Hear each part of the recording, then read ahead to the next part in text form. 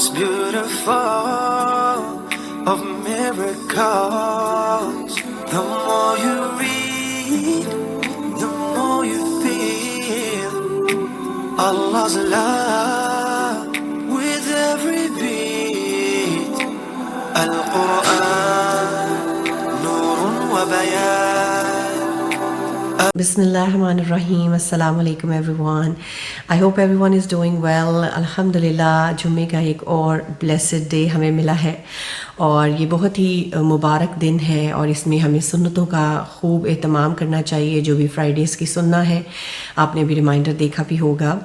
और आज मैं आपके साथ ना एक वर्स शेयर करूंगी कुरान में से और साथ एक हदीस उसी कॉन्टेक्स्ट में। मैं एक आयत पढ़ रही थी और बड़ी खूबसूरत आयत है। मैं आपके साथ सूरह सजदा की आयत नंबर 16 शेयर करूंगी। अल्लाह ताला फरमा रहे हैं, there sides forsake their beds, यानी इनके पहलू बिस्तरों से अलग रहते हैं। To invoke their Lord in fear and hope, and they spend in charity in Allah's cause out of what we have bestowed on them. यानी अल्लाह ताला क्या फरमा रहे हैं कि इनके पहलू बिस्तरों से अलग रहते हैं और वो अपने रब को खौफ और उम्मीद से पुकारते हैं और जो हमने उन्हें रिस्क दिया है उनमें से वो खर्च करते हैं। तो यानी यहाँ पे क्या बात हो रही है कि जो अल्लाह ताला के मोमिन बंदे हैं वो क्या करते हैं, वो रात को अपने गर्म बिस्तरों को छोड़कर अल्लाह के ज़िक्र और नमाज के लिए खड़े होते हैं, अल्लाह की बारगाह में क़याम करते हैं। और यहाँ पे असल में इम्पोर्टेंस बताई जा रही है क़यामुल लैल की और इसमें बहुत सी अहादीस भी हैं। एक हदीस मैं आपके साथ शेयर करती हूँ। ओके, सिलसिलतुल सहीहा की हदीस है। नबी सल्लल्लाहु अलैहि वसल्लम ने फरमाया, जिब्रील मेरे पास आए और कहा, ए मोहम्मद सल्लल्लाहु अलैहि वसल्लम, जैसे चाहें ज़िंदगी गुजार लें, बिला आखिर मरना तो है। यानी जैसे भी हम ज़िंदगी गुजारेंगे एक ना एक दिन तो मरना है। जिसको चाहें अपना महबूब बना लें, बिला आखिर जुदा तो होना है। यानी कई बार आप देखें कि एक तो मौत की फॉर्म में डेथ आएगी तो जुदा हो जाएंगे अपने लव्ड वन से, या फिर कई बार ये होता है ना कि आप कि अपने कोई फ्रेंड्स या लव्ड वन एक सिटी से दूसरे सिटी चले जाते हैं या एक कंट्री से दूसरे कंट्री मूव कर जाते हैं तो जुदाई आ जाती है। फिर जैसे चाहे अमल कर लें, बिला आखिर इसका बदला मिलना तो है। अब चाहे अच्छा अमल कर लें या बुरा अमल कर लें, हर चीज़ का बदला मिलेगा। और जान लें कि मोमिन का शर्फ क़यामुल लैल में है और उसकी इज़्ज़त लोगों से बेपरवाह हो जाने में है।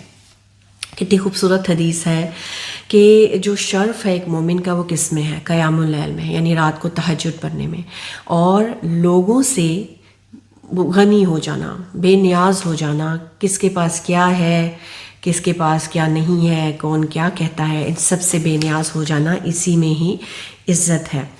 अब ये देखें कि एक जो मुसलमान जो है वो रमज़ान की वर्शिप नहीं करता बल्कि वो अल्लाह की वर्शिप करता है और अल्लाह तो हमेशा है, सिर्फ रमज़ान के मंथ में तो नहीं है।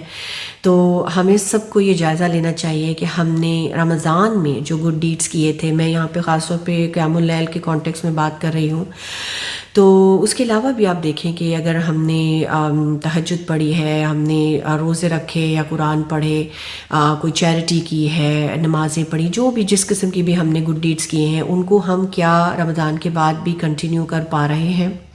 क्योंकि देखें रमज़ान जो है ना ये हमारी ट्रेनिंग के लिए आता है, हमारी एक कैपेसिटी बिल्डिंग के लिए आता है और उसके बाद हमें कुछ ना कुछ हैबिट्स को कंटिन्यू करना चाहिए। उस लेवल पे नहीं लेकिन एटलीस्ट 50%, 20% कुछ ना कुछ उन्हीं हैबिट्स को हम कंटिन्यू करें। क्योंकि आप देखें कि 30 days are enough to make और ब्रेक अ हैबिट। अगर आपने कोई अच्छी आदत अपनानी है तो 30 डेज़ काफ़ी होते हैं, तो इसके बाद बड़ा आसान हो जाता है कि आप उसी हैबिट को या गुड डीड जो भी आप कर रहे थे रमज़ान में उसको कंटिन्यू कर सकते। तो रमज़ान का इतना ब्लेसड मंथ है कि जब भी आता है हमारी तरबियत करके जाता है, हमारी ज़िंदगियों को बदल के जाता है। और सहाबा क्या किया करते थे कि वो रमज़ान से पहले भी दुआएं किया करते थे कि हमें रमज़ान तक पहुँचाएँ और इबादत कर सकें, और रमज़ान के बाद भी वो दुआएं किया करते थे कि हमारी जो भी इबादत हमने की है रमज़ान में उन्हें कबूल कर ले, क्योंकि असल जो है वो तो कबूलियत है ना।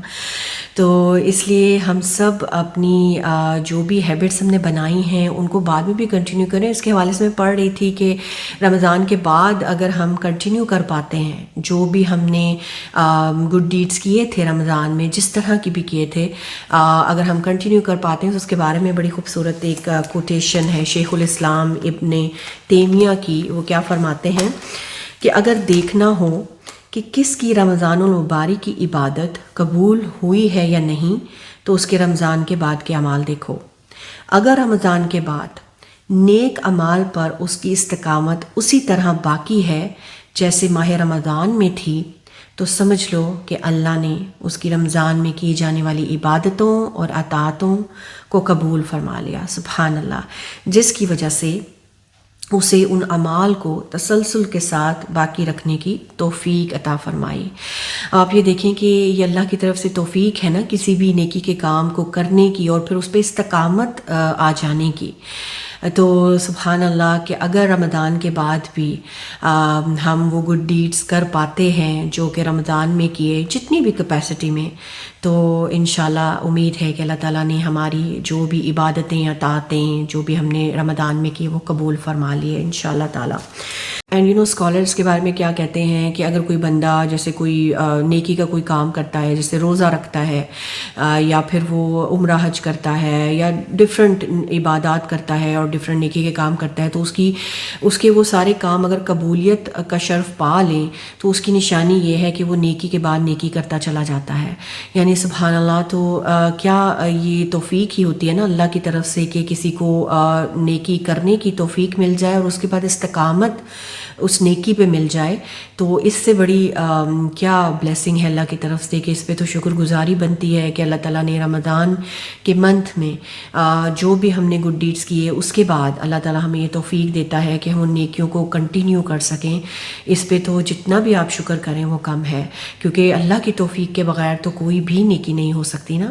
جتنا بھی ہم کوشش کر لیں، جو اللہ کی طرف سے توفیق ہوتی ہے تو ہم تبھی نیکی کے کام کر سکتے ہیں. تو سبحان اللہ. آپ یہ دیکھیں کہ رمضان کا مہینہ جب بھی آتا ہے یہ بہتر سے بہترین کرنے کے لیے آتا ہے، ہمارا اللہ کے ساتھ ایک خاص کنیکشن بنانے کے لیے آتا ہے، قرآن کے ساتھ، نمازوں کے ساتھ اور ڈفرینٹ نیکیوں کے ساتھ.